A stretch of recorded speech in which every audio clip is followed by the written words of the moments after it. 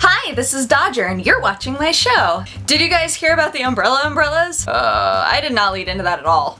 I need to learn to create suspense sometimes.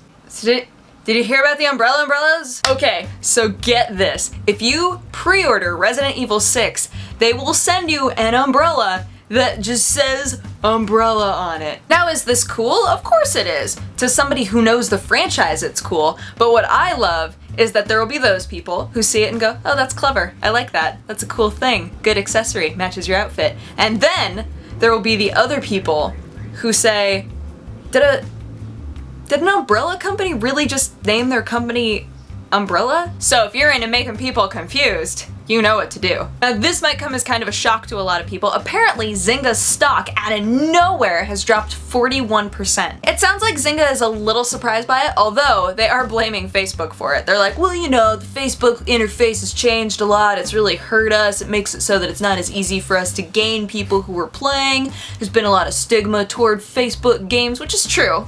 It's very true. Although what's interesting to me is that when they went public in December, their stocks were worth like $10. And now, really ever since December, they've had a lot of trouble in the stock market. And now they're down to like 3-ish, like 253-ish, and it's fluctuated but really stayed contained right around there. You know what kind of sucks is Zynga totally bought Draw Something for like $210 million.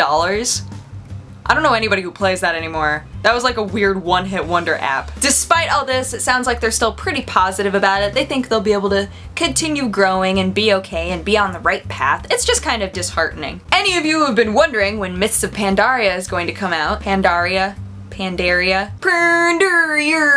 It's going to be coming out on September 25th, and there are 3 different ways that you can buy it. You can buy the regular, just digital/physical copy, just base thing for $40, or you can buy the digital deluxe version for $60, or you can buy the collector's edition for $80. So, if you got the digital deluxe edition, what would you get? You'd get an in-game mount, an in-game pet, you'd get BattleNet portraits for your StarCraft 2 account, and you'd get banner, sigil, and accent for your Diablo account, all having to do with the expansion. If you get the $80 version, you actually get a lot of stuff with the $80 version. You get a behind-the-scenes DVD and Blu-ray, you get a collector's edition soundtrack CD, the Art of Myths of Pandaria book, and Chem Stormstout mousepad. Oh, and you also get all of the other stuff that's in the digital deluxe edition. You get all of it packed together. It sounds like to me they're making the digital deluxe edition like a thing that you can get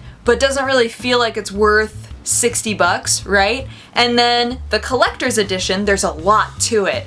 You go, oh, well, I mean, if I was considering getting the digital deluxe, why don't I just get the collector's edition? $20 extra gets you a lot more stuff, and really cool stuff too, so it's smart marketing. Blizzard, I see you. As a final bit of news, and a lot of you have probably heard about this because I feel like we have a pretty Steam-heavy community watching right now, but Valve has decided that it's about time that they ported Steam to Linux. What's interesting to me is it goes far beyond the whole like, oh well, we want the Linux community to like feel involved with gaming and blah blah blah blah blah. It sounds like there's a lot more to it. Like, their feelings on Windows 8 and just the future of the whole Microsoft operating system is not super positive. They're thinking that it's really good to start getting more involved in like Linux, Ubuntu, all of that, this whole like free-to-play operating system base, because it allows for there to be a bit more collaboration.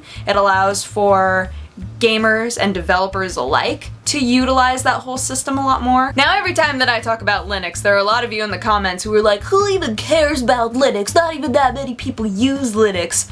A lot of people use it. It's just that there are other companies that have more money to market themselves a bit better. I think in the long run, this is very, very smart, because over time, companies are trying more and more and more to constrict and follow everything that we do through their programs, through their systems, and Linux is one of those interesting, like, Wild West areas where you can really capture it and make it your own. And so having Steam on there, as more and more people are saying, you know what, I just don't want to deal with these other operating systems anymore. I just don't want to. it's going to be a lot of use to them later, and I think it's going to serve both platforms for the better. Do I use Windows, you ask?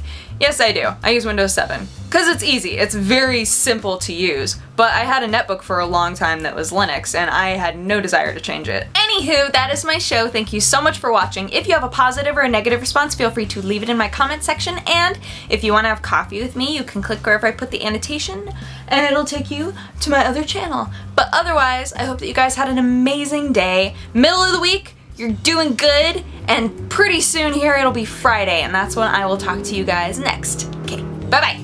Mwah! Pandaria!